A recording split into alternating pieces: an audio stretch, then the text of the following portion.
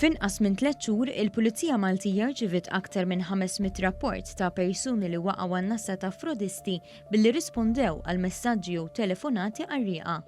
Fost l-aktar riċenti hemm messaġġi li qed jimpersonaw banek jew kumpaniji postali li jibgħatu link biex iħeġġu lin-nies jidħlu fiha fejn ikunu jistgħu jagħtu d-dettalji bankarji tagħhom.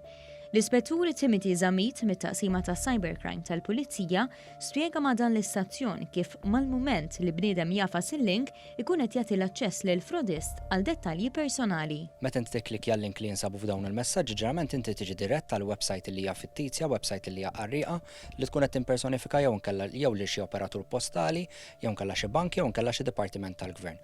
U hemmhekk il-persuna jiġi mħeġġeġ sabiex iddaħħal id-dettalji tiegħu, iddaħħal id-dettalji tiegħu jew biex jagħmel xi pagament ta' pereżempju juri jew tnej, jew inkella saħansitra biex minn għalih ħajjirċievu xi rifużjoni lura, ħajjirċievi xi forma ta' refund lura. Minn barra messaġġi diversi persuni qed jirċievu wkoll telefonati qarrieqa. L-Ispettur spjega li l-mudell huwa l-istess fejn persuna tintalab id-dettalji personali tagħha. Fl-aħħar ġimgħat intqajna wkoll ma' ċirkustanzi fejn persuni kienu qegħdin jirċievu telefonata u allura mhux messaġġ fejn il-messaġġ li fil-bidu kien ikunu messaġġ irrekordja fejn persuna tgħidilhom li qed jiċemplulhom jew mill-pulizija jew inkella minn dipartiment ieħor tal-gvern u jgħidulhom li dawn hemm bżonn li jagħtu xi-dettalji tagħhom u jistednuhom biex jafsu n-numru wieħed jew inkella xi numru ieħor. Il-mument li l-persuna tafas in-numru wieħed hemmhekk imbagħad qed titkellem ma' persuna attwali, ma' persuna ta' vera. U din il-persuna min-naħa tagħha se tiġbor l-informazzjoni bl-istess mod mingħand il-persuna. Ġifieri f'ċertu każijiet intqajna wkoll lill-persuna għaddiet id-dettalji tal-karti tal-kreditu tagħha permezz tat-telefon u mhux billi daħlet f'sit.